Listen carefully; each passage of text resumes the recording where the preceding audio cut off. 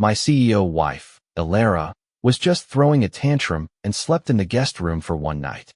Who would have thought that the next day I'd take 80 million and disappear without a trace? She frantically called my phone, only to hear her father, Kalen, pick up. All he said coldly was, "Ren already divorced you." That money was the compensation I promised him for wasting his youth. Elara froze. What do you mean? I didn't even know Run and I got divorced. Kalen replied flatly. I prepared the divorce papers before your wedding. All it needed was his signature to take effect. Even after hearing it from her own father, Elara still refused to believe that I, someone who loved her so deeply, would ever walk away. But what she never imagined was that 3 years ago her parents had come to me first and offered me a contract. Stay by Elara's side for 3 years, obey her, keep her safe, and they would find the best doctors to treat my terminally ill sister. Plus, they'd give me a youth compensation fund. Your sister's awake. There are 4 days left on our contract. The remaining payment will be transferred to your account by then. Those words filled me with excitement. I sincerely said thank you. 3 years ago, Elara's parents found me and signed a contract with me. All I had to do was stay by her side, obey her, and after 3 years they'd cure my sister and give me enough money to live a stable life. I agreed without hesitation. Even though Elara was hard to deal with, my efforts weren't in vain. In just 5 more days I would finally be reunited with my only remaining family. Right then my phone buzzed. It was a message from Elara. It simply read, "Come to On Net Herd." I paused for a second. On Net Herd was the name of a bar Elara often visited. I clenched my phone. Kalen, seeing my reaction, understood it was from his daughter and told me to head out. I left the classical-style villa. It was so remote I had to walk for quite a while before I finally got a cab. As soon as I got in, Elara messaged again, urging me to hurry. I simply replied, "Almost there," and turned off my phone. Half an hour later, I arrived at the bar. I pushed open the private room door, and Elara spotted me immediately. She frowned, annoyed at my lateness. "You crawl here or something. Even a pig would have gotten here faster." I'd heard stuff like that from her for 3 years now. I was immune. Next to Elara sat Hiroki, who hooked his arm around hers and pretended to speak kindly. Maybe something came up? Elara shot back. What could he possibly be doing? He spends every damn day hovering around me. I'm sick of it. She sounded genuinely irritated. The people around her laughed and teased. You don't know how lucky you are. Elara just scoffed at their words. I stayed silent. After all, she wasn't wrong. My job was literally to orbit her life. Suddenly, there was a commotion downstairs. Everyone's attention was drawn to the main hall. It was a drinking contest. Whoever won would get a limited edition bracelet. I want that, Hiroki suddenly said. Elara responded, All right, I'll get it for you. She replied dotingly, then turned her eyes to me. You go win that bracelet for Hiroki. I glanced downstairs. There were a lot of participants, most of them with way better tolerance than me. I hesitated, then turned to Elara and said, I only do things for you. Other people don't concern me. The contract only required me to stay with Elara, protect her, and obey her. It didn't say I had to serve others. I could refuse, but Elara insisted. Then I'm asking you to do it for me. She leaned back into the couch, eyes proud, lips curled in amusement. And what? You gonna say no to me? Our eyes locked. She already knew the answer. Of course, I wouldn't say no. I loved her so much, I'd die for her. How could I reject such a small request? So I said nothing and went downstairs to sign up for the drinking contest. The bartender looked at me in disbelief, asking several times if I was serious. I nodded each time, because this was simply what I owed her. The moment the competition began, the crowd erupted in cheers. I said nothing, silently downing drink after drink. By the end, only one opponent remained. He finally gave up, impressed by my stubbornness. I didn't even know how many drinks I'd had. My body had gone on autopilot, repeating the same motion over and over.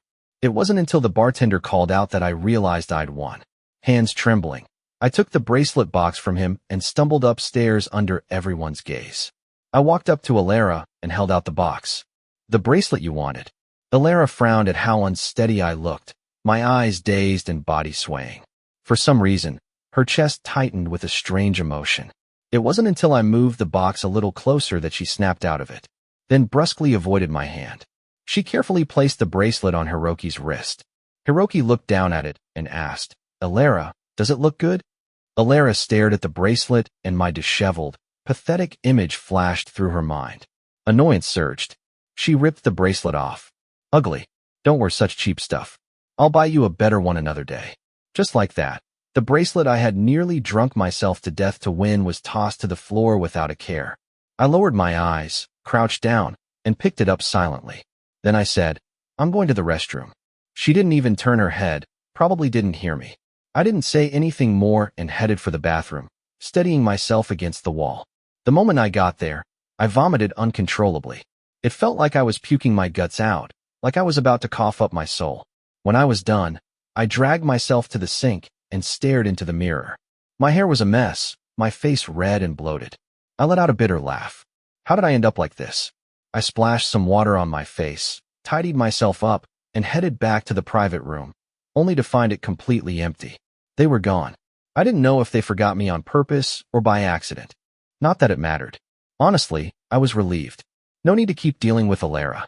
Outside, it was already dark. The wind cut through my alcohol-damp clothes, chilling me to the bone. I hugged my arms and pulled out my phone to call a cab, but it was dead, shut off completely. So I just walked home along the roadside. 2 hours later, I finally made it back. Lights blazed inside the house. Alara was sitting right in the center of the living room. As soon as she saw me, her face twisted into mockery. Where the hell were you? Coming home this late? What? Stayed for round 2 with someone at the bar. Her tone made it sound like I was some sleazy player. I felt sick to my stomach. I said calmly, my phone died. I walked home. Alara clearly didn't believe me. She scoffed. Yeah, sure you did. Then she stood and headed upstairs, tossing behind her. You reek of booze. Don't come upstairs to sleep. That stench of alcohol, it was for her. But I didn't dare disobey. I took a shower downstairs, grabbed a blanket, and fell asleep on the couch. The next day, I actually slept in a little, woken up by Alara's call. As soon as I answered, she issued a command. Make lunch for 2 and bring it to the office. Be quick. Then she hung up, giving me no room to refuse. Not that I ever had a choice. I lay on the couch for a few seconds before pushing myself up. The moment I stood, my head spun.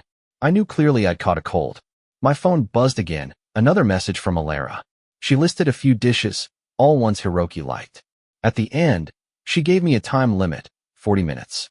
I didn't even have time to take medicine. I just got up and went to the kitchen. Even though I cooked as fast as I could, it still took longer than 40 minutes. Once I arrived at the company, I rushed toward Alara's office. Passing through the work area, I caught bits of gossip. He's here again, trying to kiss up to President Chun. What a simp, right? Mr. Tanaka's back, and it's obvious she only has eyes for him. And this Rin still won't back off. I didn't take any of it to heart. I reached her office door, and the moment I opened it, Alara's voice snapped at me in anger. She snapped. I told you 40 minutes. Do you know how late you are? Hiroki, starving. Can you take responsibility for that? Sure, I was late, but it was exactly noon, lunchtime. Unless Hiroki skipped breakfast, there's no way he was starving. I placed the lunchbox on her desk without a word and turned to leave. Did I say you could go? Alara barked. Lay the dishes out. Another command. I took a deep breath, turned around, and obediently began setting the food out one by one. Sometimes I really wondered if Alara's parents had hired me just to be her full-time nanny. She acted like a spoiled, oversized baby, demanding I do everything for her, from meals to daily chores. As soon as the dishes were arranged, Alara added, Go get me a coffee. I nodded and headed out. Just as I left the office, I heard Hiroki's voice. Alara, I'll come too. I didn't look back, just kept walking to the coffee machine. Hiroki came and stood beside me, casually said, Even though you're married to Alara, you do know she's always loved me, right? I ground the coffee beans without looking at him. Of course I knew. I knew the day I married her. Hiroki, mistaking my silence for defiance, frowned, thinking I was provoking him. I ignored him, finished making the coffee, and carried it back to the office. Didn't even acknowledge Hiroki or the flash of resentment in his eyes. At the door, I reached to open it, but Hiroki suddenly sped up, brushing past, and slamming his shoulder into me. Shit! Scalding coffee splashed all over my hand. The burning pain hit instantly, sharp and unbearable. Alara, who had been looking at documents, jumped up when she heard Hiroki's voice and ran over to hold him protectively. "Hiroki, are you okay? Did you get burned?" Hiroki sniffled, looking all pitiful. "Alara, it's not Ren's fault. I wasn't careful." He didn't even finish the sentence, but it was more than enough for Alara to assume the worst. She turned to me with sharp eyes, then shoved me hard. My head was still foggy with fever, so I couldn't steady myself. I crashed into the half-closed door and fell backward, landing outside the office. The remaining coffee in the cup poured over me. "You did it on purpose, didn't you? So jealous all the time." Alara shouted. "Get the hell out." Her yelling drew attention. People from nearby desks gathered to see the drama. After yelling at me, Alara turned around and wrapped her arms around Hiroki, slamming the door shut in my face. With everyone around me whispering and smirking, I pushed myself off the floor, covered in coffee stains and pain. Then I left. When I got home, I ordered burn cream and cold medicine from a delivery app. After using them, I carefully stored them in a little box I kept just for meds. The box was already half full. Burn ointments, painkillers, cough syrups, all things I'd accumulated over the past year. That evening, Alara came home while I was applying a second round of burn cream. Seeing what I was doing, she paused while taking off her shoes. Then she walked over and said, "I checked the security footage. I know it wasn't on purpose, but Hiroki has sensitive skin. He bruises easily. You should be more careful next time." I almost laughed. Was she saying it didn't matter if I got hurt because I had thick skin? I said nothing. She thought I was upset and gently took the cream from my hand to apply it for me. She held my hand. I froze, surprised. It wasn't until I felt the cold ointment that I realized she was really tending to my wound. My head was spinning with questions. When her phone rang, the villa was dead quiet. I could clearly hear Hiroki's whiny voice on the other end. "Alara, my head hurts. I feel like I'm going to throw up. Will you come be with me?" I felt her hand slowly tighten around mine. The pain made my brows furrow, but Alara didn't notice. Her face filled with worry. "Wait for me, Hiroki. I'll be there soon, okay? Just hang in there." Then she suddenly threw my hand aside, slamming it onto the coffee table, and rushed out the door. A sharp, gut-wrenching pain exploded in my hand. I groaned from it, but Alara didn't even look back. She slammed the door behind her. The sound echoed in the empty living room. I sat there holding my hand for a long time before the pain dulled. Then I laughed at myself. How stupid to think Alara might still show me a little tenderness. What a joke. After finishing the ointment, I didn't feel sleepy at all, so I started packing up the few things that belonged to me. I had never really treated this place as my home, so I didn't own much, just enough to fill a small suitcase. When I finished packing, I sat on the couch and stared at the garden full of blooming flowers outside. They were all planted by me. Gardening was the only hobby life hadn't stripped away from me. The first time I started planting, Alara mocked me. "So you really think this is your home?" Back then I just quietly stared at the flowers and said nothing. I never thought of this place as home. I just needed something to cling to, something comforting enough to help me get through these 3 years. After that, Alara never commented on my gardening again, so I filled the whole yard with flowers. But now that I was about to leave, these flowers only seemed like an eyesore. I thought for a moment, then went outside and started pulling them out. 3 years of flowers gone in less than 4 hours. By the time I was done, the sky had already begun to brighten. Looking at the bare, empty garden, I finally returned to the villa and took a shower. Just as I was about to lie down and get some sleep, my phone rang. Alara's name flashed across the screen. I unconsciously tightened my grip on the phone. Before the call could end, I picked up. Alara said, "Bring me a jacket. I'll send you the address." As usual, she hung up right after giving her order. I stared at the blacked-out screen, a little confused. Why did I have to deliver it? Then I figured it out. She probably just liked bossing me around. I grabbed a jacket and got in the car. Suddenly, I felt a sharp pain in my chest, tight, breathless, but it passed quickly, so I didn't think much of it. When I arrived, I realized the location was an aquarium. Alara's assistant was waiting at the entrance and led me inside. The entire aquarium was empty, clearly rented out. We went up a flight of stairs.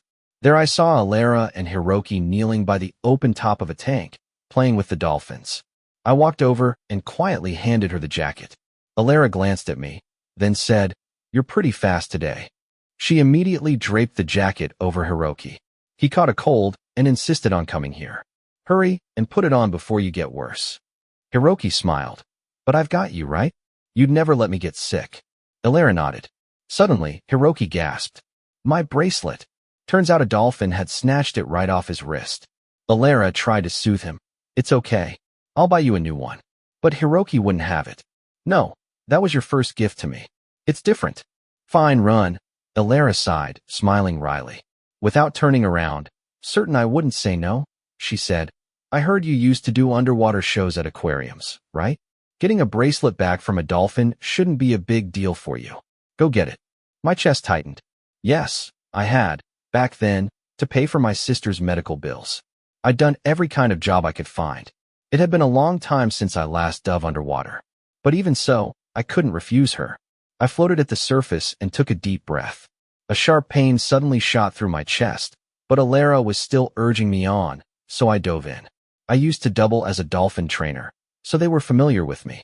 Luckily, the dolphin was only playing. It hadn't swallowed the bracelet. I retrieved it without much trouble.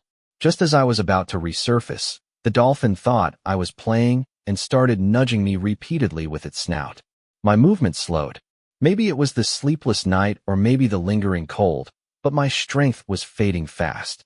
As I finally broke the surface, everything went black. I passed out, still clutching the bracelet tightly in my hand. Just before I lost consciousness, I felt a pair of strong hands pull me up, supporting me, holding me. Who? It must be one of the staff, I thought groggily. In the hospital room, I lay unconscious on the bed. Elara and Mrs. Chun sat on the couch nearby. Mrs. Chun had come in for a routine checkup and just happened to see me being wheeled into the hospital, so she stopped by to check on me. The doctor held my chart and said, "It's nothing serious, just a combination of lack of sleep, a cold, and physical exhaustion." Mrs. Chun let out a sigh of relief. After all, I was the one she had brought into her daughter's life. Looking at Ren's pale lips, Mrs. Chun couldn't help but feel puzzled. In her memory, Elara had never been this harsh. What had changed? Eventually, she couldn't help but ask, "Elara, what's going on? There are only 2 days left. Why would you let him end up like this?" Elara frowned and cut her off. "Mom, what do you mean 2 days?" Mrs. Chun immediately realized she'd slipped. She laughed awkwardly. "Oh, nothing, just talking nonsense." Elara, sensing something was off, was about to press further when her phone rang. She answered it, and without another word turned and left the hospital room. I woke up some time later. Mrs. Chun was still there. I blinked at her in surprise. She looked uncomfortable, then said, "My daughter," I interrupted her softly. "It's fine. I'm only doing this to get what I want." She paused, clearly not expecting such a direct response. A clean break. Seeing me turn away, she didn't say anything else and quietly left the room. I heard the door shut behind her, turned my head, and still feeling a little drowsy, fell back asleep. When I opened my eyes again, it was already dark outside. I picked up my phone and saw a new social post from Hiroki. The photo showed a delicate bracelet. His caption read, "The dolphin ruined the first one, so she immediately got me another. If you find a woman like that, marry her." I could guess the bracelet I nearly drowned getting was already thrown away. I gave a bitter little smirk. Just then I received a video. My hands trembled as I opened it. It was my sister. She was doing physical therapy, clearly sent to me by the Chin family. I saved the video, instantly watching it again and again as tears streamed silently down my face. And that's when Elara's voice suddenly came from behind me. "Who's that?" Startled, I fumbled to hide my phone and wiped my tears. Elara's expression was dark, impatient. She reached out like she was going to snatch the phone. "I'm asking you, who is this woman? Answer me." It was the first time I'd seen her like this. I held onto my phone tightly and replied as calmly as I could. "Just a college classmate." She didn't react, so I added, "We haven't spoken in years." Only then did Elara's expression soften slightly. She held out her hand and said, "Well, if you haven't kept in touch, that means she's not important. Delete the video. Give me your phone. I'll do it." Afraid she might get suspicious, I handed her the phone and watched her delete the video. Afterward, she returned to her usual cold self. "Pack up. I'm taking you home." I was stunned. She was picking me up from the hospital? Elara pressed again. "Hurry, I'm waiting at the entrance." Once I got dressed and went downstairs, I opened the back door of her car, but Elara snapped, You think I'm your driver? Sit in the front. I closed the door and moved to the passenger seat. On the drive home, she suddenly asked, "What happened to the flowers in the garden?" I hesitated. So she had already been home. I casually replied, "I didn't want them anymore, so I pulled them out." She gave a mocking laugh. "Really thought it was your house, huh? Plant whatever you want. Yank it out when you feel like it. Doing whatever you please." I quietly said, "I never thought of it that way. What I meant was, this was never my home. My real home was wherever my sister was." But Alara misunderstood. She thought I meant I never expected to live freely. She scoffed and said nothing more. The rest of the ride was silent. When we arrived, I was surprised to see someone else in the house. Alara casually mentioned Hiroki staying here for a few days. She didn't even bother asking for my opinion. Not that she had to. I was just a guest here. I had no right to object. I nodded quietly. Hiroki suddenly stood up and asked, "Ron, you don't mind, right?" Before I could answer, Alara cut in, "He doesn't get to mind. Just treat this like your own home." I lowered my head and gave a self-deprecating smile. To me, it's don't treat it like home. To him, it's make yourself at home the moment you arrive. The difference between being loved and unloved couldn't be clearer. But it's all right. It won't be long now. Soon I'll be out of their way for good. Hiroki moved in just like that. Strangely, even after he did, Alara didn't move to another room. She still slept in the same bed as me. But I didn't think too much of it. On the final day, when I woke up, Alara was already gone. As I stepped out of the bedroom, I saw Hiroki standing in the hallway, staring at a painting on the wall. I tried to walk past him and head downstairs, but Hiroki called out to me. He said, "I thought with the way Alara treated you, you would have left long ago. Didn't expect you to last this long. Should I call that loyalty?" He turned and circled me like I was some strange creature he'd never seen before. "She used to tell me how much you loved her," he said. I didn't believe it back then, but now I do. Who else would keep loving someone after being treated like this? And yet you did. I frowned, not sure what he was trying to get at. Then he continued, "Too bad. It's all for nothing. She doesn't love you. She never did. You've known that all along, haven't you?" I felt nothing. Of course I knew. But I couldn't understand why he kept repeating it, almost like he was trying to convince himself. Hiroki stopped circling and stood right in front of me. "So," he said, "what do you think Alara will do if she finds out you push me down the stairs?" My expression darkened. "What are you talking about? I didn't push you." Hiroki smirked. "No, not yet. But that's about to change." At that moment, I heard the front door open downstairs. Hiroki took 2 steps back and suddenly fell backward down the stairs. I instinctively reached out, tried to grab him, but caught nothing. That was the moment Alara walked in. She saw Hiroki lying at the bottom of the stairs and immediately rushed over, cradling him in her arms. Still, he was hurt. She picked him up and ran up the stairs toward the bedroom. At the landing, she slammed into me with her shoulder, knocking me aside. Through the crack in the door, I saw Hiroki glance at me behind her back. His eyes gleamed with smug satisfaction. He even smiled. I stared, stunned. I hadn't thought he'd go that far just to frame me. Then, noticing my expression, Hiroki dropped the smile and replaced it with a look of pain and restraint. He looked at Alara and said, "Don't blame Rin, okay? I provoked him first. He didn't mean to push me." Alara frowned. "You always do this. That's why people take advantage of you. Just wait here. I'll get the doctor." She stood up and walked out of the room, shutting the door behind her, then headed straight toward me, step by step. I backed away until I was pressed against the wall. Alara didn't say a word. She grabbed my wrist and started dragging me downstairs. I struggled, but her grip didn't loosen one bit. Halfway down the stairs, I slipped and fell, pain shooting through every inch of my body. But she didn't stop. She dragged me all the way down to the first-floor guest bedroom, right in front of the wardrobe. When I realized she was trying to lock me inside, panic filled my chest. I clung tightly to the doors, begging, "Alara, it wasn't me.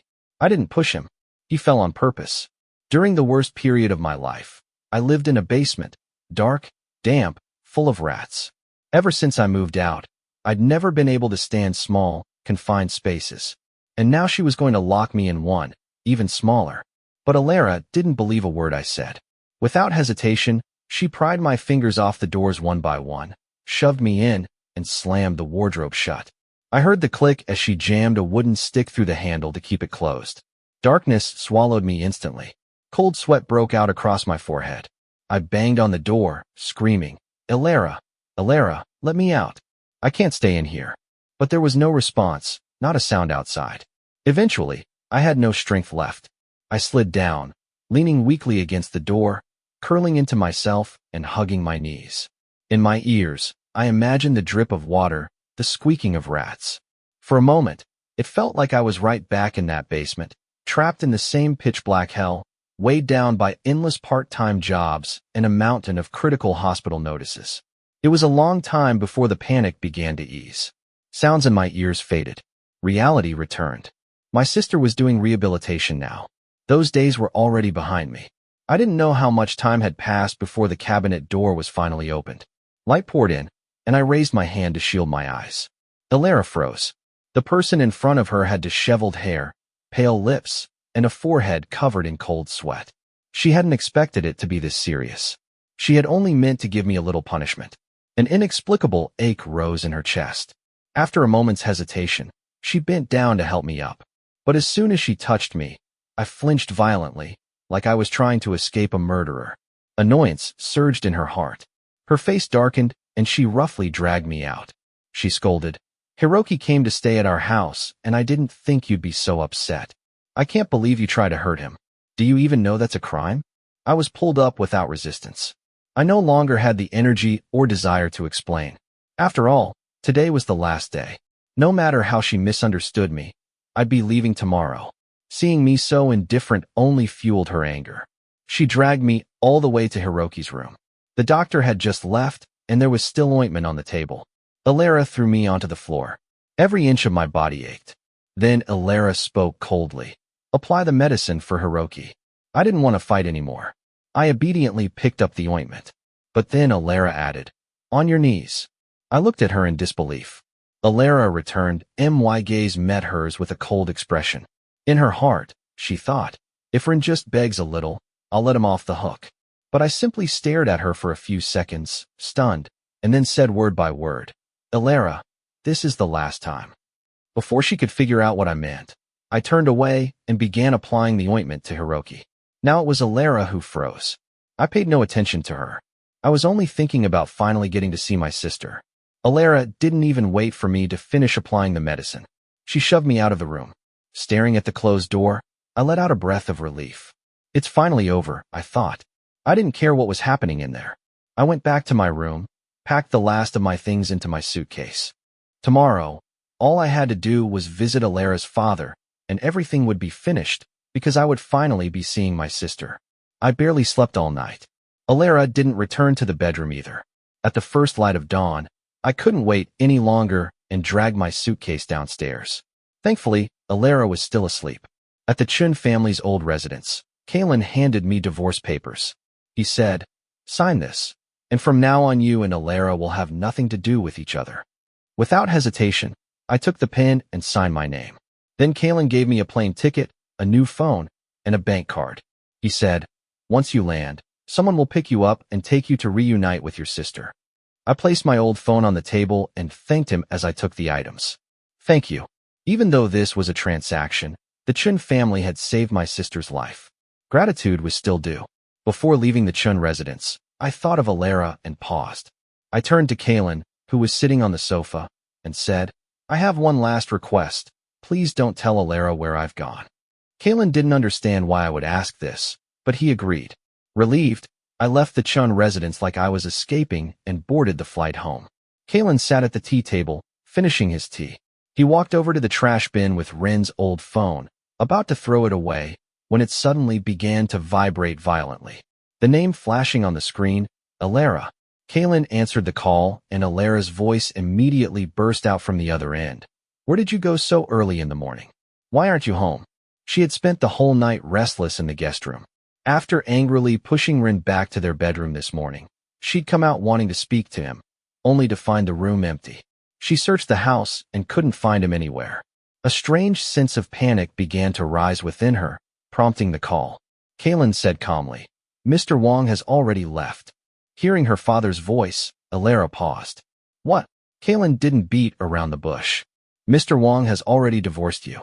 There's no need to look for him anymore. Now you can be with whomever you want.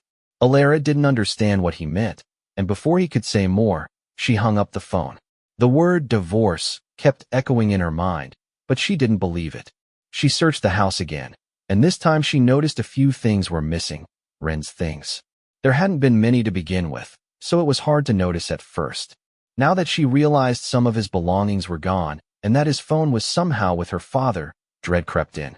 She changed her clothes and quickly walked out. Just as she reached the stairs, Hiroki came out of his room and blocked her path. Alara, where are you going in such a hurry? I want you to have breakfast with me. He clung to her arm affectionately. Before, Alara would have dropped everything to be with him, but now her mind was filled with Ren. Annoyed, she pushed him away. Eat by yourself. She drove close to the speed limit the entire way to the old residence. Inside, Kalen was sitting in the living room, unsurprised to see her arrive, though he hadn't expected her to be this anxious. Alara spoke. Dad, what did you mean on the phone, and why do you have Ren's phone? She didn't waste time on greetings. Kalen didn't answer directly. He bent down and pulled out the divorce papers from under the coffee table and placed them in front of her. Mr. Wong has already signed. If you sign your name, too, the divorce will be official. Seeing the divorce papers, Alara finally realized her father was serious. But she didn't believe Ren would actually divorce her. She snatched the papers and flipped to the last page. Ren's signature was already there. Her eyes filled with disbelief. She threw the papers back on the table and shouted, Where is Ren? He wouldn't divorce me. You must have forced him. In her mind, she believed her father had looked down on Ren's background and pressured him into leaving.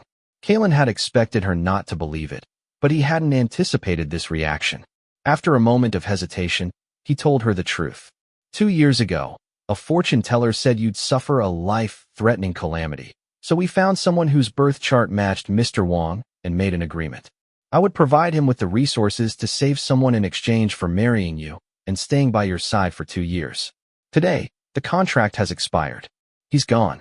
Alara's heart trembled, but she still couldn't believe it. Ren loved her too much. He wouldn't do this. She clenched her lips. No, that's not possible. Ren loved me. You're lying to me. I don't believe it. Kalen sighed. Think about the way you treated him. If there was no benefit, why would he stay with you for so long? Love? Isn't that noble, Alara? In that moment, her mind went blank. She thought about everything she'd done to Ren over the past year, her mother's words in the hospital, and finally last night, Ren saying the last time. When the fog cleared, she finally saw the truth. In his eyes, his gaze had been focused but void of love, only patient tolerance, like one would give to a client. No way. That calm gaze echoed in her mind. Her defenses began to crumble, but all she could do was whisper over and over again, No way. Kalen understood her disbelief. He still got up, went upstairs, and brought the contract down to place it in front of her. Looking at the agreement before her, Alara could no longer deceive herself. In that instant, every trace of false hope shattered to dust. Rage surged in her chest. She clutched the document tightly, her eyes red with fury. And you're all lying to me, every one of you. The paper made only the faintest sound as it hit the floor. Kalen, sitting across from her, simply watched her calmly. He had always known that his daughter had a terrible temper, spoiled and immature, so her outburst was no surprise. But the way she now reacted about Ren left him somewhat puzzled. You're all lying to me, Alara murmured. Her head was swimming with anger. Suddenly, she looked up and questioned her father. Where's Ren? You know where he is, don't you? Tell me. Kalen didn't mind her disrespectful tone. Keeping his promise, he didn't tell her Ren's whereabouts. After a pause, he offered a piece of advice. These past 2 years, he's done quite a lot for you. Just sign the papers and let it end peacefully.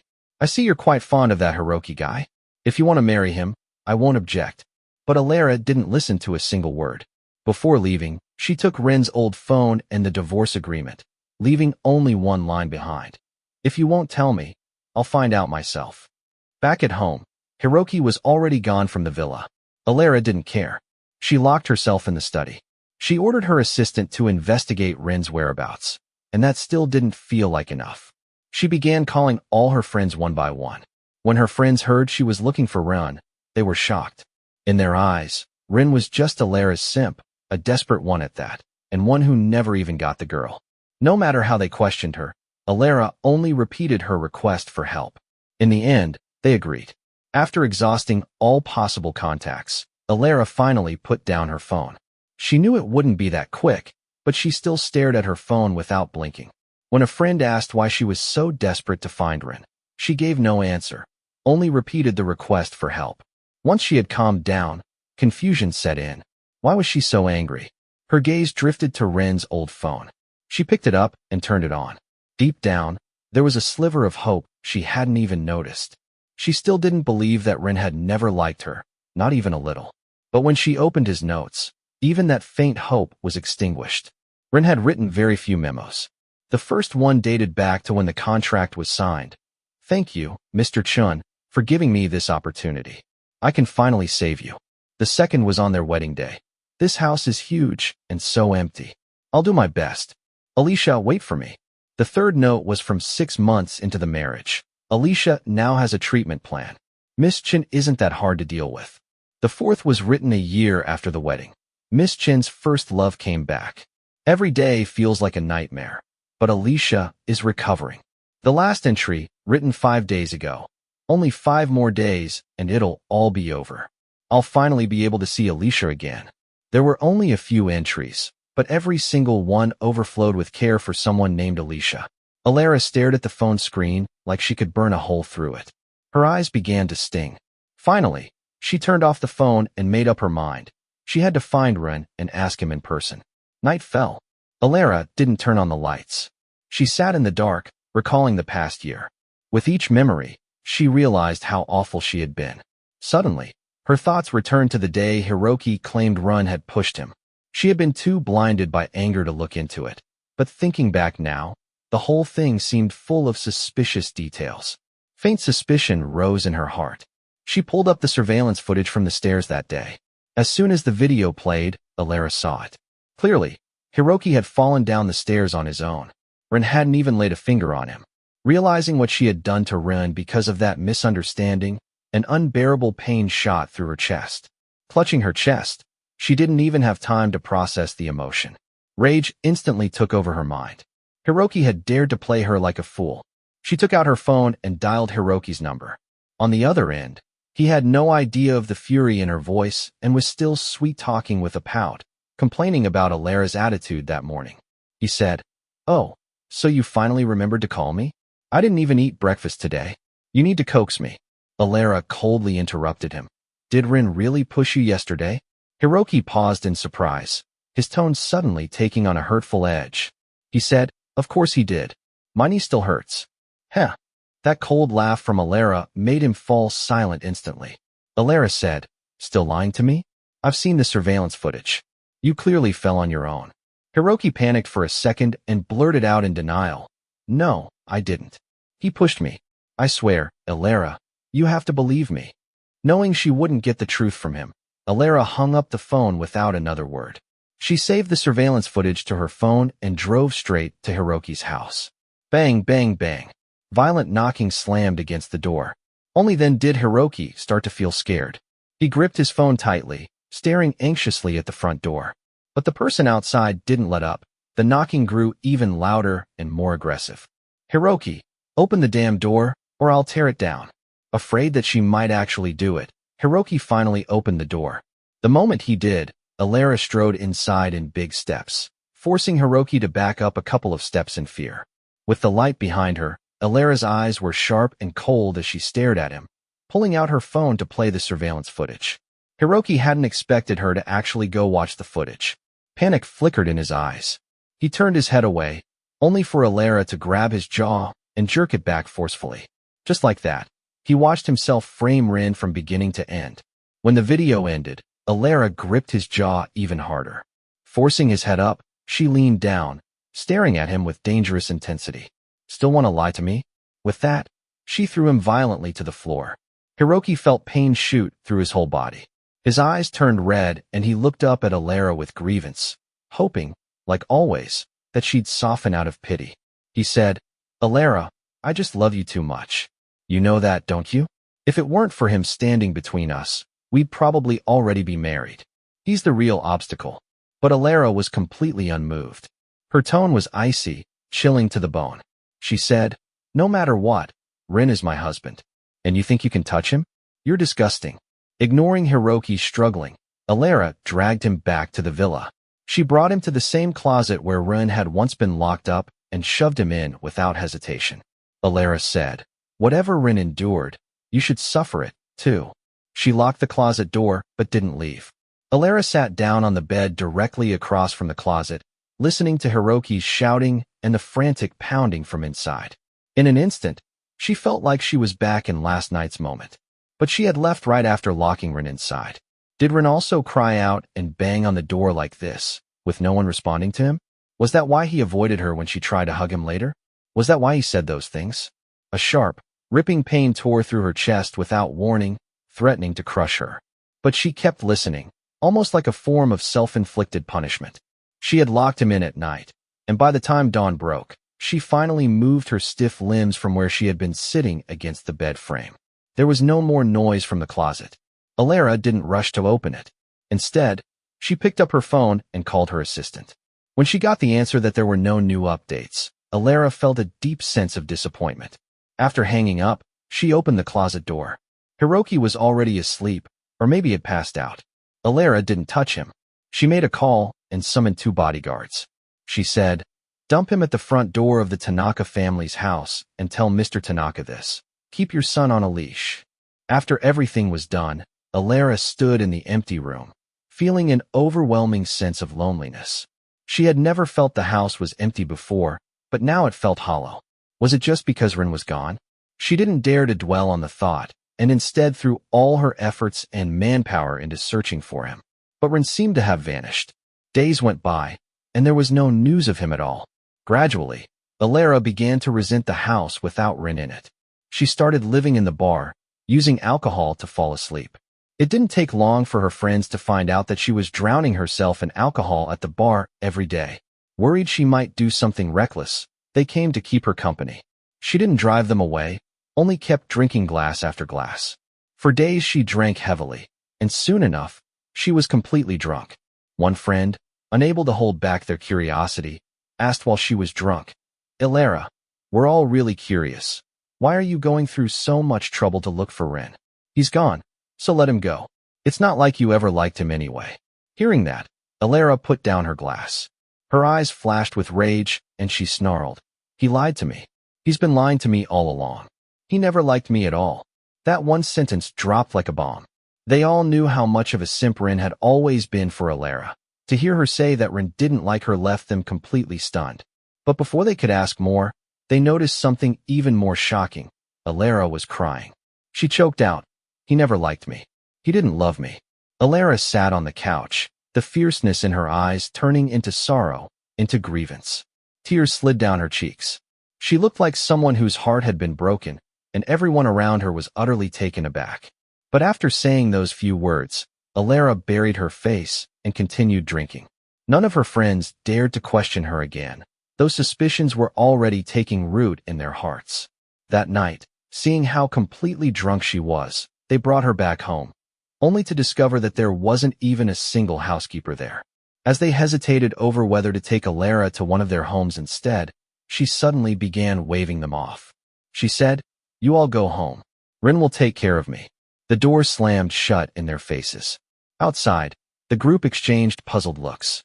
How could someone who had already left still take care of her? But in the end, they left. As soon as Alara entered, she began shouting at the top of her lungs, "Run! I'm drunk. Come take care of me." Her voice echoed through the villa, but no one answered. Alara started walking through the huge house, calling Rin's name as she looked for him. Eventually, she ended up in the garden, staring at the barren ground. Her voice was filled with confusion. "Hey, Rin, where are your flowers? Didn't you plant the whole yard full of them? Why are they all gone?" The only response was the howling wind. Her mind slowly began to clear, and she remembered Rin had already left. Her grief surged in like a tidal wave. For a moment, the pain of losing Rin washed over and drowned out her anger at being deceived. Alara collapsed to her knees on the dirt, burying her head in her palms, her tears soaking into them. She choked out, "Rin, why? Did you lie to me? After lying to me, how could you just leave like that?" Why did you walk away so easily? Don't go, Ren. She rambled on incoherently until eventually she leaned against the garden fence and fell asleep just like that. She woke up in the hospital with a 4-needle in her hand. Beside her bed sat Mrs. Chun, and on the sofa nearby was Kalen. Seeing her wake, Kalen only gave her a bland glance, but Mrs. Chun immediately came closer and said, "Daughter, you're finally awake. I went to your house this morning and found you passed out in the garden, burning up with a fever. You scared me half to death." Only then did Alara understand what had happened. She wasn't someone who blacks out from drinking, so she remembered everything from the night before. She remembered crying in the bar, and she remembered kneeling in the garden, begging Ren not to leave. Now Alara could no longer deceive herself into thinking she only hated Ren. Without even realizing it, her love for him had taken root long ago, and now, looking back, it had grown into a towering tree. But the one person who should have seen it bloom was already gone. Mrs. Chen looked at her daughter's silent expression and felt a sharp ache in her heart. She said, "You were calling Ren's name the whole time you were unconscious. I had no idea you already liked him this much. If I'd known, I would never have let him go." Alara looked out the window and said softly, "You couldn't have stopped him." Yes, someone like him, who could endure 2 years of silent suffering just to save another person, without any resentment. How could he be stopped by hardship? Especially when she herself was that very hardship. But still, she didn't want to let him go just like that. Alara pulled her gaze away from the window and looked at her mother by the bed, her eyes rarely showing a trace of pleading. She said, "Mom, tell me where he is. I won't mess things up this time. I'm begging you." It was the first time she had ever begged her for anything. As a child, no matter what it was, she would stubbornly do it herself. But now she was pleading for Ren. Mrs. Chen's heart ached for her daughter, but she truly didn't know where Ren was, so she turned to Kalen, who was in the back handling work. Hearing the request, Kalen glanced at Alara indifferently and snorted through his nose. He said, "If you liked him so much, what were you doing before? Only now that he's gone you think about holding him back. Mr. Wong specifically asked me not to reveal his whereabouts when he left. That means he doesn't want to see you. Since you're so capable, go find him yourself." Mrs. Chen said, "How can you be so heartless? To your own daughter? If you know, why not just tell her?" Kalen replied, "She needs to grow up. The consequences she created, she has to deal with herself." There was no softness in Kalen's tone. Mrs. Chen looked back at Alara on the hospital bed, full of worry. Alara said nothing, only turned her head toward the window. Deep inside, she made a silent vow. "I will find Ren." On the other side of the world, I was at the hospital with my sister, Alicia, for a follow-up. The day I left the Chen family's old house, I boarded a plane to Country F. As soon as I exited the airport, I saw someone waiting to pick me up. They took me to a rehab clinic and filled me in on Alicia's condition along the way.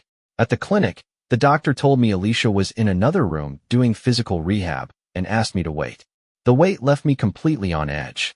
I couldn't settle down until I heard, "Bro." I looked toward the doorway. Alicia was striding over and threw herself into my arms.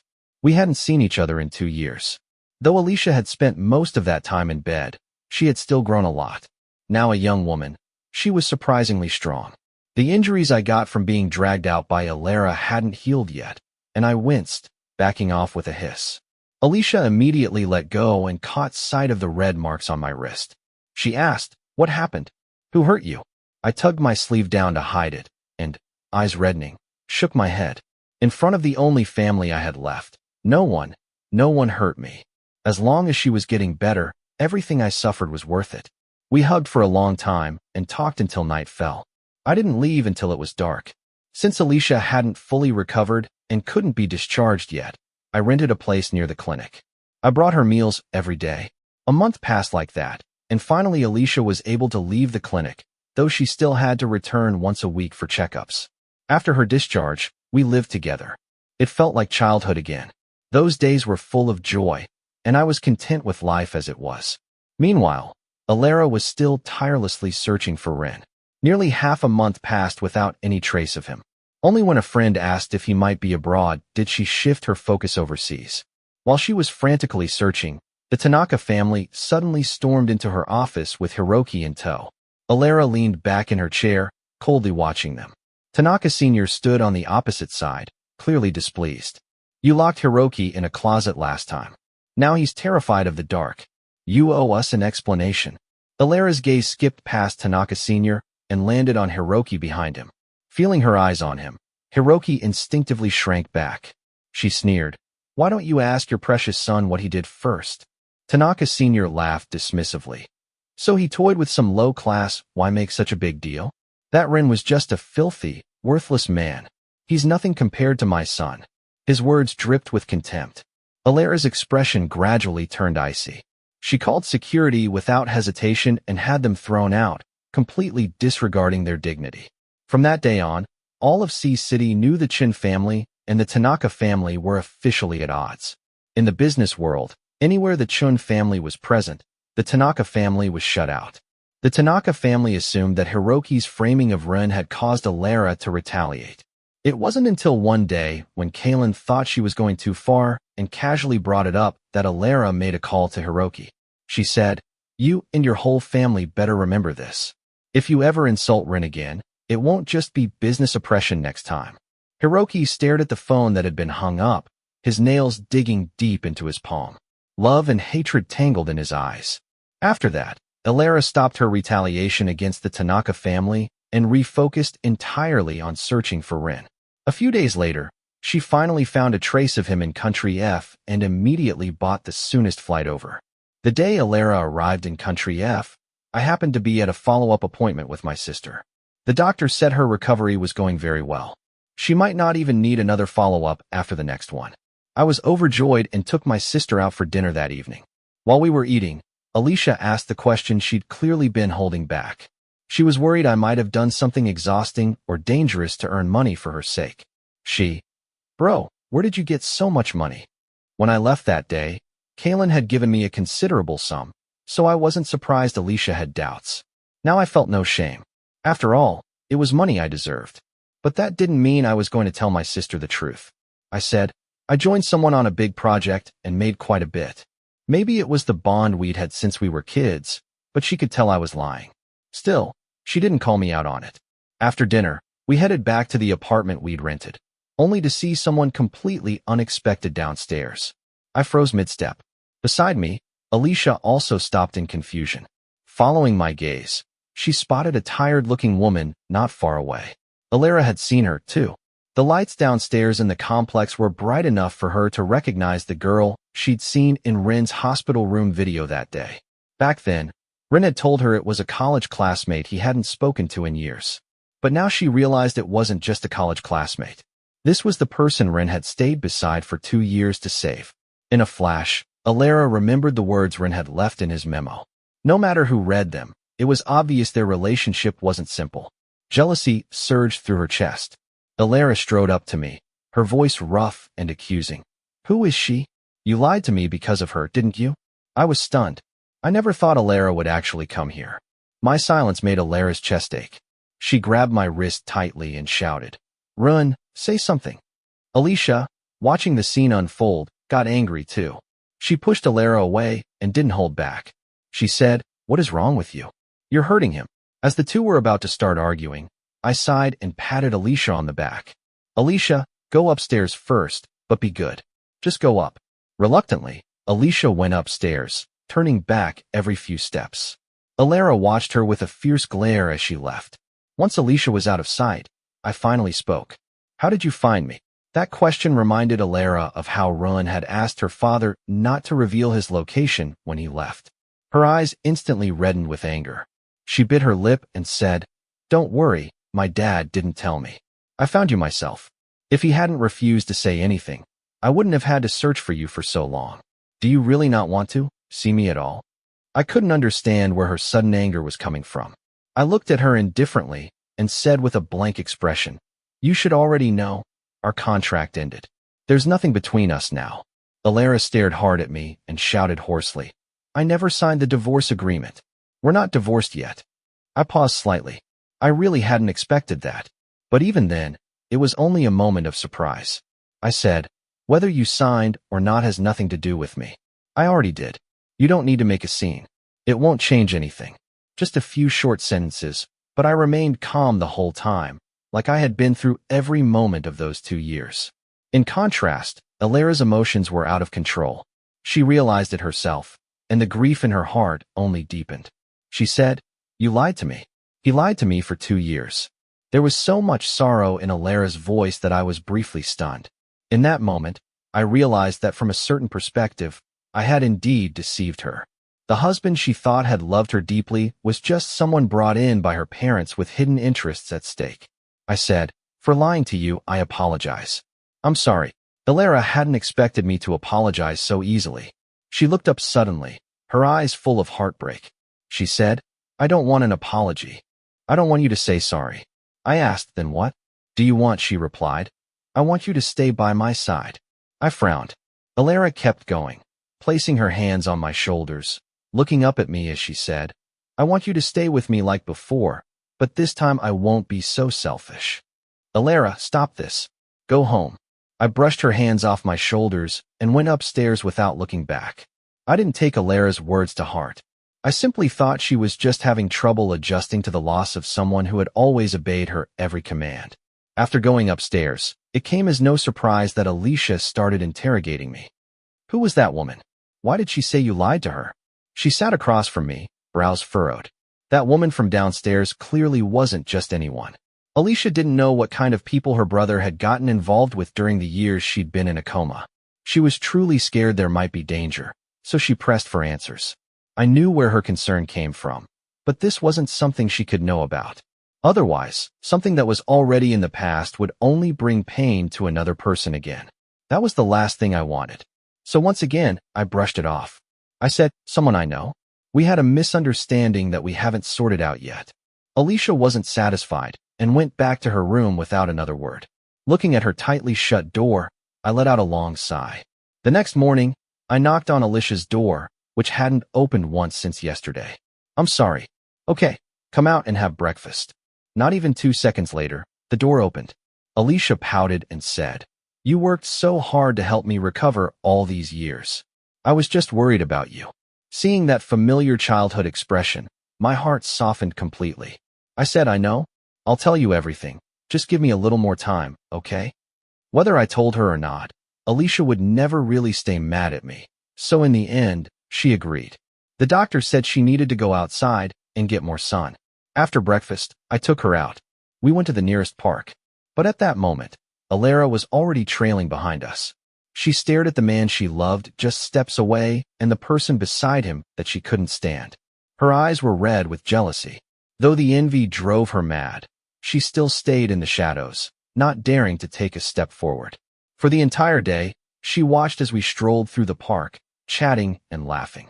Then we went grocery shopping. Finally, we returned to the same home together. Even when night fell, Alera didn't leave. She stood outside Ren's building, staring up at the lit windows, shadows dancing behind the curtains. Suddenly, she saw a tall silhouette bending down close to a shorter one, their heads touching like they were kissing. In an instant, jealousy and rage devoured her rationality. A plan formed in Alera's mind. She didn't linger. She was afraid of seeing something she couldn't bear. She almost couldn't stop herself from rushing up there to drag Ren away. But in reality, Alicia and I had just been moving boxes. I had no idea what was about to happen. Alera only showed up that one time. I thought she had gone back and didn't take it to heart. 2 days later, I went out alone to buy groceries.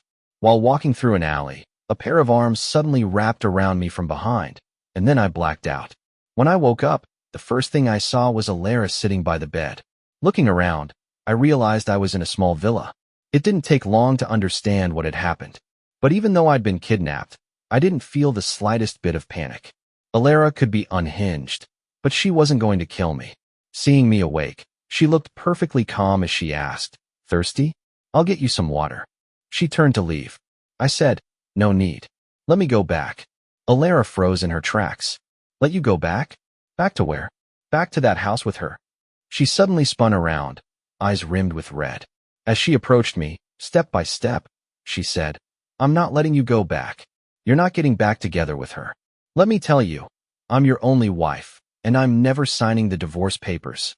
Over the past 2 days, Alera had bought this small villa and redecorated it exactly like the one back home. all just so Rin would feel more comfortable, just so he might have the slightest desire to stay. But Rin had only glanced around coldly and said he wanted to go back to that woman's house. The fire in her chest turned into pain that felt like knives. She couldn't help but lash out in that moment. Even seeing him angry would have been better than this indifference. But I wasn't angry.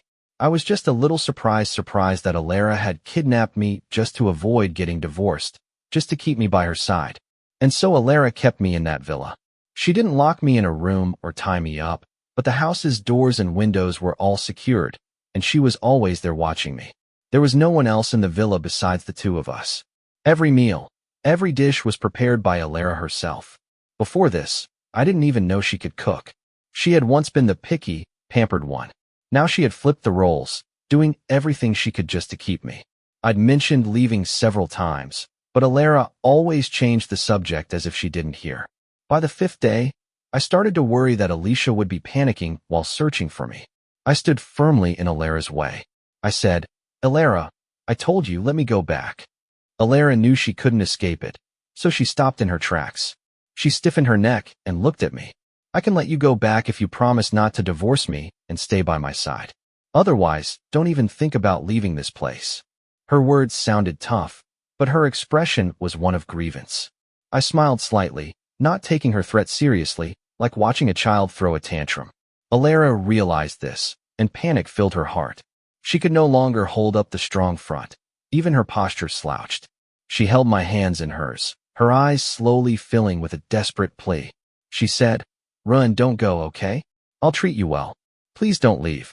Stay with me. I can't live without you." Looking at the once proud Alara now lowering herself in front of me, I felt a trace of sorrow. The abuser had fallen in love with the one she abused. Was this fate playing a cruel joke? The contract was over. We should have gone our separate ways. But then love showed up. I tried to pull my hand away, using some force, but Alara gripped tightly, not letting go. That resistance alone told her everything she needed to know, my answer. A searing pain tore through her heart. Every breath felt like torture, like she was being cut open with every inhale. Still, she clutched my hand as if it were a lifeline. Then, thinking of everything she had done in the past, she said, "Run, I'm sorry. I apologize for everything I did to you. I was horrible. It was all my fault." Alara thought I refused to stay because I still held on to resentment from the past 2 years, so she apologized, desperately hoping I would forgive her. But the truth was, I had already left all those emotions behind the day I walked out of that villa. I replied in a calm voice, "I don't blame you. These 2 years were a transaction. I got what I wanted, you and your family got what you wanted. It was fair." Hearing me sum up 2 years of her life so coldly as nothing but a fair deal, Alara slowly sank into despair. She thought, if he blamed me, at least it meant he still felt something for me. But if even that's gone, then I truly have nothing left. She said, "No, blame me. Just blame me. Please don't be indifferent. Give me some emotion, anything. Don't treat me like this." She held onto my hand, as if it were a piece of driftwood in the middle of a storm. I let out a light sigh. Back when we first signed the contract, I had feared something like this might happen. But after the first year passed, that fear faded, and once Hiroki came back, I had let it go completely. I never thought it would still end up like this. My lips moved, and in the end, all I said was, "I'm sorry." I knew I didn't have to say it, but somehow I still did. This time, I managed to pull my hand away. I turned and walked out. The moment my hand slipped from her grasp, Alara froze in place. She didn't move for a long time. Her mind was a chaotic mess. She wondered if only she hadn't treated Rin the way she had those 2 years, if only she had realized her feelings earlier. Would they have fallen in love? Would Rin still feel something now? Thoughts swirled endlessly in her head. But in the end, it was all pointless. What's done is done. All she could do now was try desperately to win him back. At dinner that evening, I once again asked her to let me go back.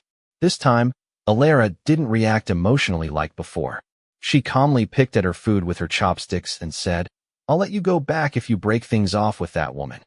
Alara knew this demand was unreasonable, even childish, but she couldn't stand the thought of me living under the same roof with another woman. Hearing her say that, I paused for a moment with my chopsticks midair.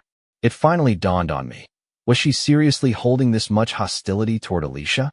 I hadn't thought much of it before, but now I finally realized what she'd misunderstood. I explained. Did you misunderstand something? Alicia is my sister, my biological sister. I made sure to stress the word biological. Now it was Alara's turn to freeze. But rather than feeling awkward for the misunderstanding, she actually looked relieved. Her eyes lit up with joy. She looked up at me with focus, and her tone was earnest. Run, would you consider giving me a chance? I'll take good care of both of you. I'll treat Alicia like my own sister. Facing what could only be described as a confession, I remained unmoved. Those 2 years had been a mistake from the start. There was no need to continue it. I responded firmly, stop this. Just let me go back. This time, Alara didn't refuse, because she knew keeping me here wouldn't change anything. After dinner, she drove me back to my rented apartment. Downstairs, we unexpectedly ran into Alicia, who had been searching for me for days. The moment Alicia saw me getting out of Alara's car, she instantly understood who had taken me these past few days. Fury erupted inside her. She stormed forward, yanked me behind her, and slapped Alara hard across the face. You bastard! What the hell did you take my brother away for? Alara's cheek immediately flared with heat. The blow had knocked her head slightly to the side, but she wiped the blood from the corner of her mouth without care, eyes locked on me with intensity as she said, Run. Think about what I said. I'm not messing around, and I'm going to seriously pursue you. Seeing Alara still daring to speak to me in front of her, Alicia was ready to throw another round of slaps. I quickly held her back and said, Enough, Alicia, I'm fine. Alicia stopped, reluctantly shooting Alara a furious glare before dragging me upstairs. Once we got home, Alicia circled around me several times, checking me from head to toe. I couldn't help but laugh and said, Alicia, I'm really fine. Only then did she stop. I walked into the apartment, but from behind, Alicia suddenly asked, Bro, what's the deal between you and that woman? I froze in place. Her voice was already trembling with tears. She said, I've been in a coma for years. You never wanted to tell me how hard things were for you, and I didn't push you because I thought I should just go along with it. But when you disappeared these last few days, do you know how scared I was? I don't want to be in the dark anymore. I've grown up now. Her words hit me hard. I had always seen Alicia as a child I needed to protect, but I had forgotten she had grown up. I sighed and pulled her onto the couch to sit down. Then I slowly told her about the past 2 years. When it came to the things Alara had done to me, I glossed over them, not going into detail. Only now did I realize even I didn't want to remember those 2 years. No matter how much I'd convinced myself it was just a transaction, those years had still left a mark on my life. By the time I finished, Alicia's face was covered in tears. She had known I'd suffered to help her heal, but she never imagined it had been like that. Seeing her cry, I gently patted her head like I used to when we were little and said, It's all right. It's over now. You're awake, and that's all that matters. Yes, it's all in the past now. I no longer live under Alara's orders. I've finally and completely left that place behind. The next morning, just as I stepped out the door, I felt myself bump into something. Looking down, I saw it was a bouquet of flowers. There was a card inside. I picked it up and saw that it was written in Chinese and had my name on it. I immediately knew who sent it. Only then did I understand what Alara meant yesterday when she said she would seriously pursue me. At that moment, a hand suddenly reached from behind and took the flowers. Alicia said, Bro, I'll go throw this away for you. I didn't think much of it. I just told her to come back right after. But Alara hadn't left after placing the flowers. She was sitting in her car downstairs and clearly saw Alicia walking toward the trash bin with the bouquet she had left. Even though it was Alicia who threw it away, Alara knew I must have allowed it. Otherwise, Alicia wouldn't have done it so casually. Still, she clenched her back teeth as she watched Alicia. If it weren't for her, Alara stopped the thought. If it weren't for her, Ren would have come back to me. The realization cut deep. She lowered her head and leaned against the steering wheel, heart aching like it was being torn apart. But Alara didn't give up just because of this. Every morning, she continued, leaving a fresh bouquet at my door. She remembered the flowers I used to grow in the garden back home. Each day she rotated between the varieties I had planted. I eventually noticed this and was a little surprised. There had been at least 5 kinds of flowers in that garden. I had always assumed Alara never paid attention to them. I never imagined that not only had she noticed them, she'd remembered them all. Even so, The flowers ended up in the trash every day, courtesy of Alicia. From the first time she saw Alara, Alicia had disliked her. After Alara took me away, and especially when she found out what Alara had done to me during those 2 years, her dislike deepened into hatred. Alara delivered the flowers enthusiastically every day.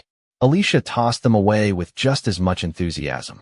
One night, I was watering the plants on my balcony when my phone suddenly buzzed. It was a text from an unknown number. "Run, look up." Just those few words. But instinctively, I looked up. The moment I did, a beautiful fireworks burst into bloom right in front of my eyes. Its glow cast shadows across my face. People walking along the street stopped in their tracks, looking up at the sky in awe. Another message came. "Isn't it beautiful?" My hand tightened unconsciously around my phone.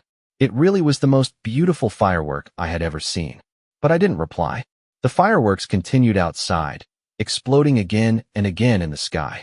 And yet, I had already turned and walked away. Fireworks were beautiful, but they couldn't heal everything. I didn't want to get entangled in anything complicated again. I just wanted a simple life now. These past few days, although Alara had constantly been sending me things, she never showed up in front of me, so I treated it all with indifference. One evening after dinner, I went for a walk by the sea. That was one thing I loved about this place. It was by the ocean. I had grown up deep in the mountains and had only ever seen the sea online. I had never actually stood before it. So after coming here, I often took walks along the shore. My route was almost always the same. I knew every part of the scenery by heart. This time, I saw something different. From a distance, it looked like a proposal set up. The whole area was covered in flowers. A person stood in the center. As I got closer, I realized it was Alara. I stopped walking, stunned for a moment. Alara held a bouquet in her hands, walking toward me step by step. Her hands trembled slightly from nervousness. When she reached me, she offered the flowers and looked at me with hopeful eyes. "Run, I really like you. I truly love you. I'm sorry for everything I did in the past. I really regret it. Please give me a chance to make it up to you. I'll treat you well. I even bought a huge piece of land back in Sea City. If you want to grow flowers, you can plant them there. If you don't want to, I can hire someone to do it." As soon as she finished speaking, fireworks exploded in the sky above the sea. The rumbling echoed around us, and countless drones flew into formation, spelling out words of love directed at me. It was without a doubt a grand, extravagant confession. People by the shore all cheered loudly, and Alara and I stood in the center of it all. I withdrew my gaze from the sky full of drones and looked back at the woman in front of me. Under her expectant eyes, I slowly opened my mouth.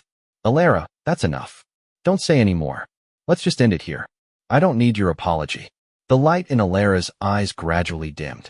Her hand, frozen midair, slowly dropped. She lowered her head and gave a bitter smile. "You can't do this, Ren. You can't turn away from me now, not when I can't let you go." I cut her off. "Alara, at the end of the day, I don't owe you anything. If it's about lying to you and the things you did to me these past 2 years, don't they more than make up for it?" Alara's body stiffened. Yes, Ren didn't owe her anything, and it was precisely because she knew that so clearly that she had always lived in a panic laced with hopelessness. She still couldn't bring herself to let go. "I'm sorry. I'm really, really sorry, Ren. Hit me, please. I won't dodge.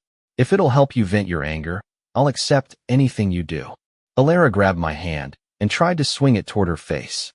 Just before it landed, I forcefully pulled my hand away. Frowning, I looked at the person in front of me, who now seemed to be losing her grip on reality. "You don't need to do this. You don't owe me anything either. We're from different worlds.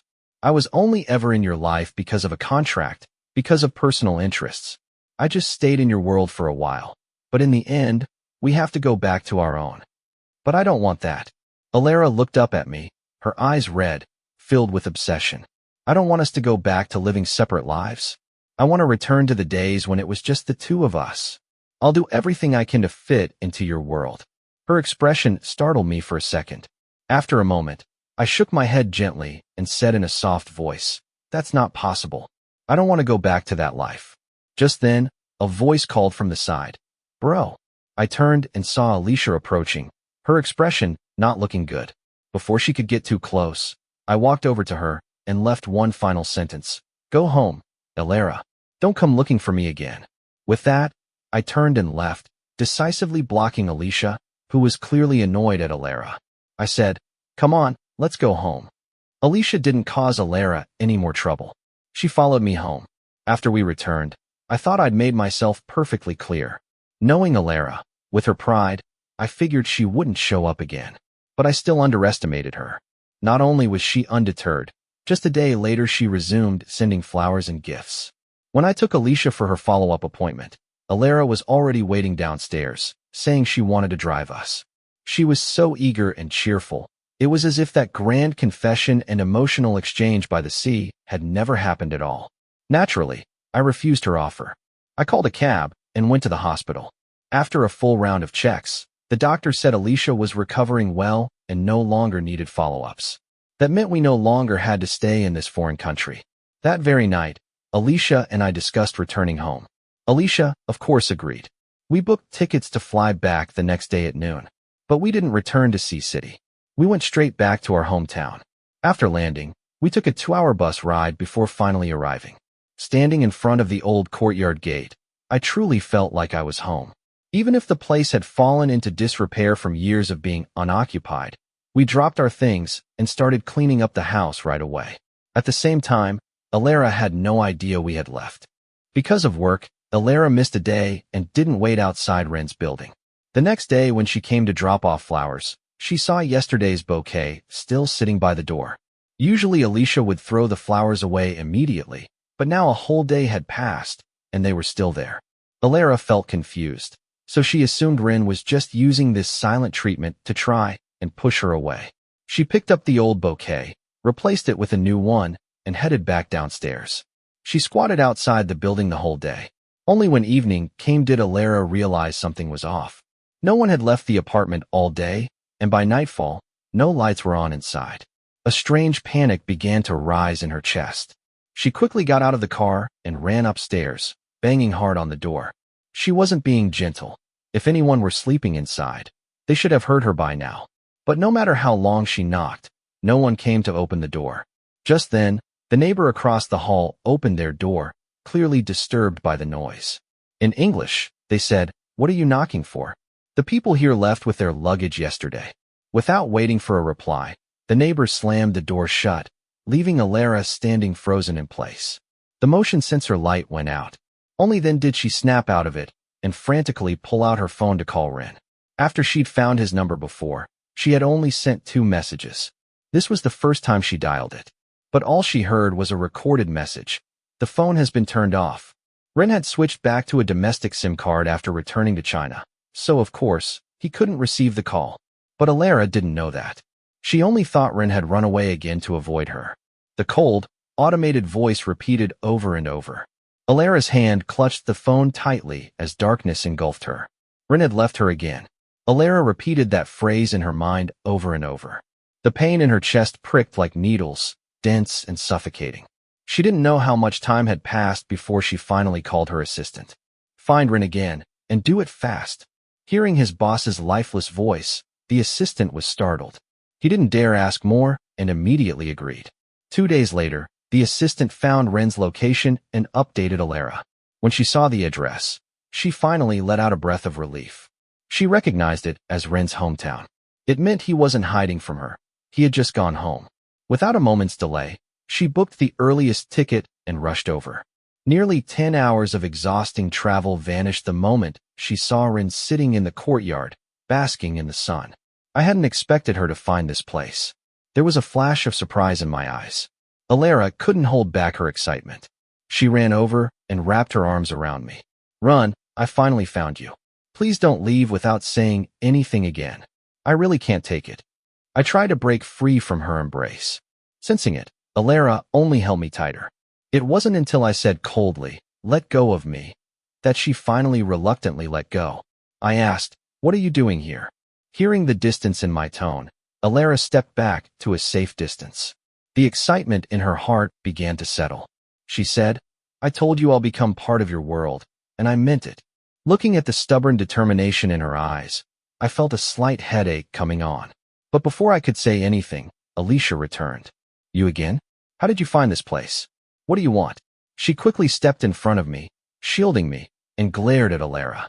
Alara didn't argue. She just looked at me deeply before turning and walking away. Alicia followed her out of the courtyard. Once she confirmed Alara had really left, she came back to me and said, "Bro, did she do anything to you? That lunatic actually tracked you all the way out here." I patted her to calm her down, shook my head helplessly, and looked out beyond the gate in thought. Even though Alara hadn't said much before leaving, I didn't believe she would give up so easily. And I was right. Alara hadn't left, or rather, she never intended to. After that night at the beach, she had thought a lot. She realized that what stood between her and Ren wasn't just love or the lack of it. It was 2 years of hurt. So she was willing to accept how hard it would be to chase him now and to endure all of his coldness. After leaving Ren's place, she parked her car at the village entrance to avoid being seen. Then she waited in the car until dark before returning quietly to the courtyard. We were having dinner outside in the courtyard when Alara arrived. We saw her the moment she showed up. Alicia was the first to stand up and question her. "What are you doing here again?" I tugged on her arm, and only then did she sit back down, but her eyes remained warily fixed on Alara. Alara didn't mind. She walked closer and looked at me as she said, "It's too late now. There's no way out of the village tonight. I don't have a place to stay. Can I stay here for the night?" Looking at the sky outside, it was indeed too late for any transportation, and there certainly weren't any inns in this village. After thinking for a moment, I agreed. Alara's face lit up with joy, but when she heard what I said next, the excitement quickly faded. I said, "You can stay for one night, but once morning comes, you leave." I insisted she promise before letting her stay. Left with no other choice, she agreed. Alicia led her to the guest room, but added a warning before leaving. "You better not try anything sneaky. I won't let it slide." Alara didn't take it seriously at all. The night passed. The next morning, after I washed up, I headed to the kitchen, and there was Alara already inside. She glanced back at me and said, "Breakfast is almost ready. Run, go wake Alicia." Her tone was so casual, so natural, it stunned me into silence. I turned to find Alicia standing at the door, too, looking just as conflicted. At that moment, Alara carried a bowl out and placed it on the table, even calling out to us cheerfully, "Come eat. It's my first time making this. Try it and tell me if it's good." Both Alicia and I sat down in a daze, picking up our chopsticks and eating the noodles in silence, filled with suspicion. Alicia might not have felt it that deeply, but I definitely did. Was this even the same Alara? The Alara I knew had never cooked for anyone, never taken care of anyone. She only ever ordered people around. But now here she was, naturally making breakfast for us. After the meal, before I could even open my mouth to tell her to leave, she had already picked up the dishes and walked back into the kitchen to wash them. Once she finished washing, I called out, ready to tell her to leave, but she simply glanced at me and turned to find Alicia, who was working in the garden. She said, "Let me help you." I couldn't say anything more. Alicia seemed to treat it as a competition, doing even more work than Alara just to prove a point. Because of this silent rivalry, the garden was quickly taken care of. Now there was nothing left to do. I walked over to Alara and said, "You can leave now." She replied, "I'll go fetch water." And just like that, she grabbed a bucket and walked toward the well. By the time evening came again, I found myself too embarrassed to kick her out, so Alara stayed another night. This continued for 3 days. One day, I went to the small shop in the village to buy supplies. When I paid, the shopkeeper smiled and said, "Run, you brought back a good girlfriend. Pretty and hardworking, too." I didn't want to explain. I just gave a forced laugh and went home. When I got there, I saw Alara working in the field in front of the house. Watching the once spoiled heiress now tilling soil, I felt a strange heaviness in my chest. Because she wasn't supposed to be like this. I knew exactly why Alara stayed, but since I couldn't return her feelings, her staying here was just a waste of time. Over the past few days, I had thought countless times about telling her to leave, but every time I tried, she avoided the topic completely. That evening, I didn't let Alara cook. I made the meal myself. I considered this meal the last one I would ever cook for Alara. Some things, when dragged on, never reach a conclusion, and that was something I understood deeply. But accidents always come without warning. During dinner, Alicia suddenly said she was having trouble breathing and then collapsed. My mind went completely blank. I held her in my arms, frozen, not knowing what to do. It was Alara who reacted first. She told me to help her get Alicia onto her back, and then carried her to the car at the village entrance. We rushed to the county hospital. The entire way, I was in a state of extreme anxiety. Alara drove with one hand and held my hand with the other, trying to calm me down. When we got to the hospital, Alara ran around handling everything. Though I had already composed myself, she still insisted I rest. Eventually, the doctor gave a diagnosis based on her medical history. Just overexertion, nothing serious. It wasn't until I heard those words that I truly relaxed. Then came a wave of guilt. How could I have been so careless, letting someone who'd just woken from years of sleep do so much work? Once Alicia was settled into a hospital room, I tucked the blanket around her and stepped out. Closing the door behind me, I turned to Alara and said, "Thank you. If it weren't for you, I don't even know how I would have gotten her here." Alara lowered her head slightly and looked at me with a gaze full of affection. "Run, I told you I'd take good care of you, and that includes your sister." It was words like these that made me sigh. I truly was grateful for her help in getting Alicia to the hospital, but gratitude only made it more important to help her face reality, not give her false hope. So I replied firmly, "I really am thankful for what you did today, but I also really don't need you to take care of me. I hope you can understand that." The person in front of me stiffened and said nothing for a long while. When I looked up at her with concern, Alara turned away and forced a smile, changing the subject. "I'm going to check on Alicia. She might be waking up." Even though she said it with a smile, the quiver in her voice betrayed the tears she was hiding. She walked into the room without waiting for my response. This was her way of avoiding things, because she'd realized that whenever Alicia was around, I wouldn't talk to her about us. She also knew that avoiding reality wouldn't solve anything, but what she feared more than confrontation was my departure. So all she could hope for was to prolong this fragile illusion of happiness. The next morning, Alicia woke up. As soon as I saw her open her eyes, I burst into tears. Alicia said, "Come on, bro, I'm fine. See, I'm totally fine. Don't cry." After another checkup confirmed everything was okay, we got into Alara's car and returned home. As we entered the courtyard, Alicia walked side by side with Alara. When Alara looked at her in confusion, Alicia simply said, "Thanks." Then she went inside with me. Alara paused for a moment, staring at our backs. Her heart was filled with a bittersweet mix of relief and pain, because she knew this warmth wasn't real. I had never truly accepted her. All of this was something she clung to shamelessly. That night, just as I was about to go to bed, Alicia knocked on my door and came in. I looked at her curiously as she sat down across from me. It took her a while to finally ask the question, "Bro, how do you really feel about Alara?" I was caught off guard. I hadn't expected her to ask that. After thinking for a moment, I decided to be honest. I said, "She and I were never from the same world. Even putting aside feelings, just the 2 years between us, that's already too much to move past. I don't want to dwell on who was right or wrong. I just want to return to my life free of more complications." I reached out and patted her head just like I did when we were kids. "But Alicia, I'm just tired. I want to rest. If you ever want to go somewhere, don't hold back. Your big brother will always be behind you." I didn't want my words to limit my younger sister. That's why I said what I did. Alicia understood. Her eyes were red, but she nodded. After leaving my room, she wiped away her tears and turned toward Alara's room. The only reason she asked me that question was to confirm how I felt about Alara. Now that she knew, she was ready to do something for me, on my behalf. Alicia called Alara out directly, but not to talk inside the house. She didn't want to alarm Run. There were no streetlights on the hillside, only the moonlight shining down, but it wasn't so dark that you couldn't see. They sat in silence on the hill for a long time before Alicia finally spoke. "You should go back. Stop clinging to my brother." Alara's expression faltered at those words.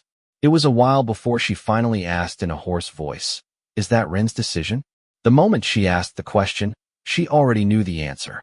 Alicia didn't like her, that much was clear, but she would never make decisions on Ren's behalf. So this could only mean Ren had made his stance clear. Alicia didn't answer the question. She tilted her head back and looked at the moon overhead. When she spoke again, it was something else entirely. "My brother lived with you for 2 years. Did you treat him well?" Silence. The question hit like a boomerang, coming back to stab Alara in the heart, deep and impossible to pull out. Those 2 years were the time she least wanted to talk about. Every single horrible thing she had done during that time still tore at her soul whenever she remembered them. From her silence, Alicia got her answer.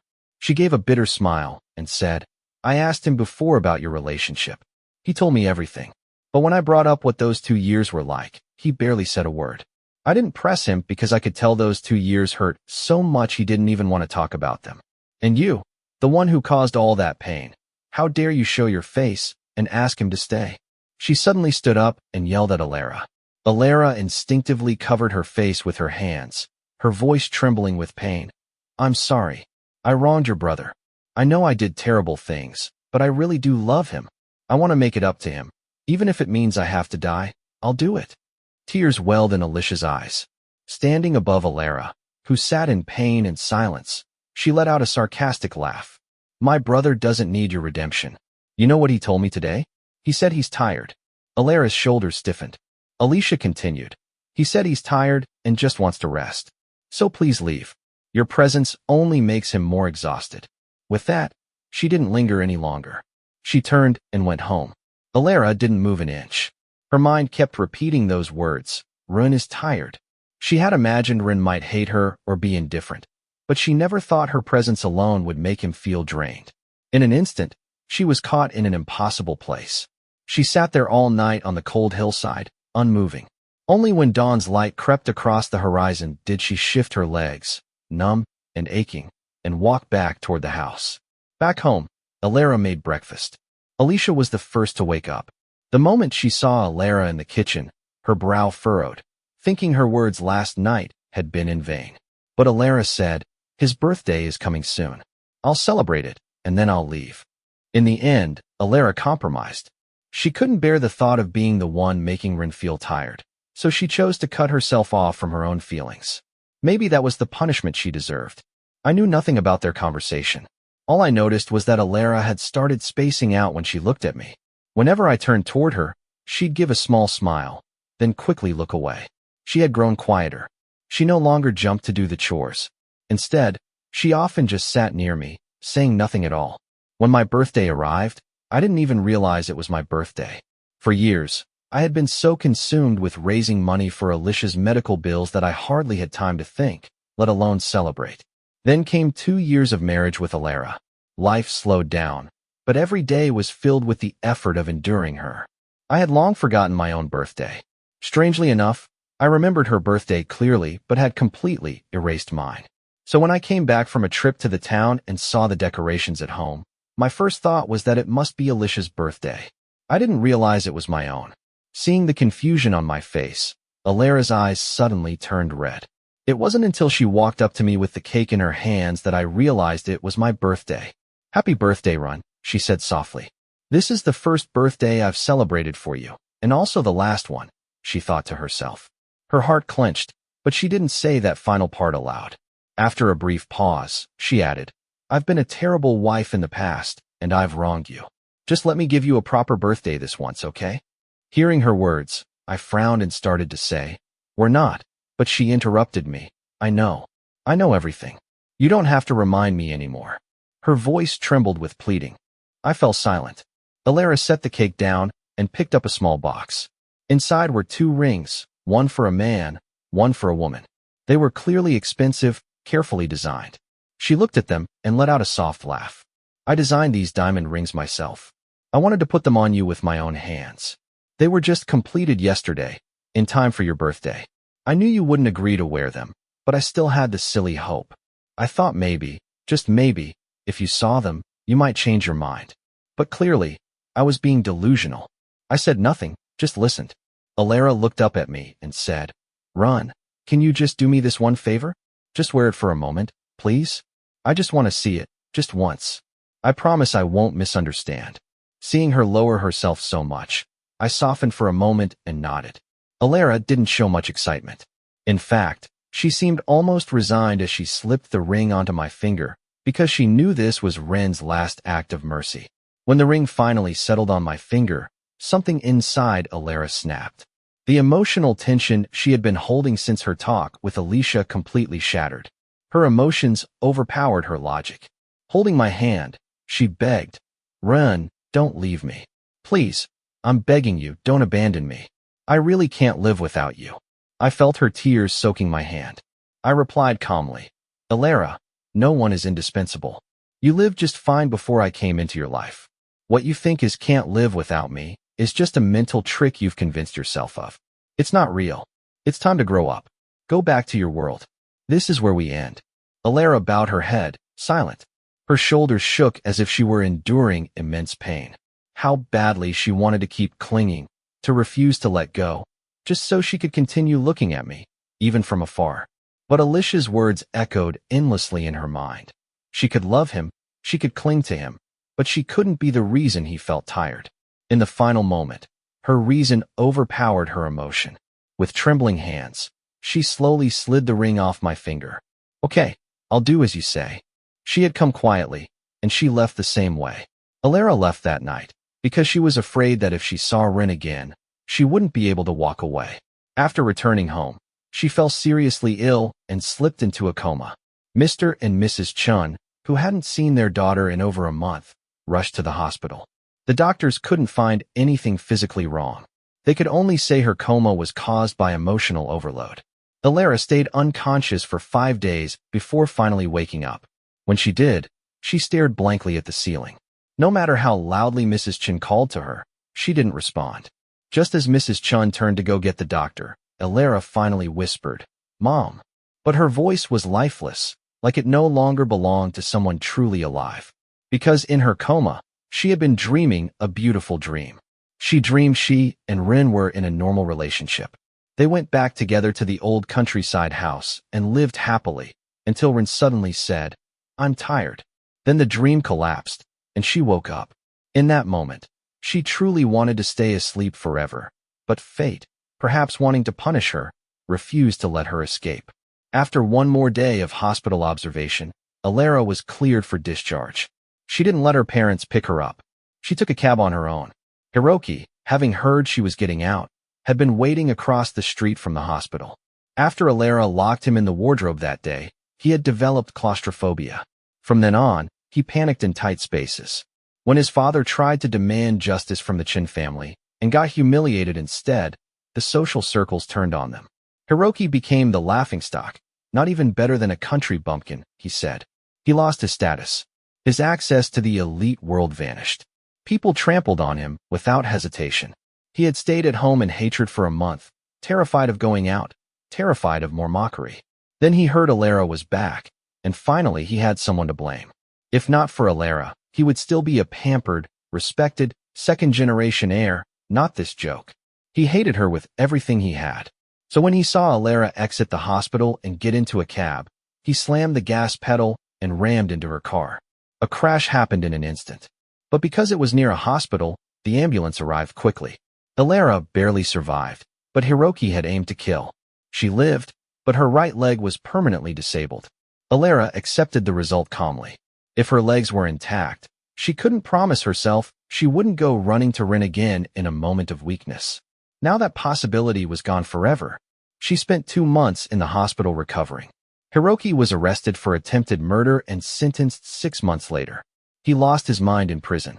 Alara learned all of this from her mother. She didn't care.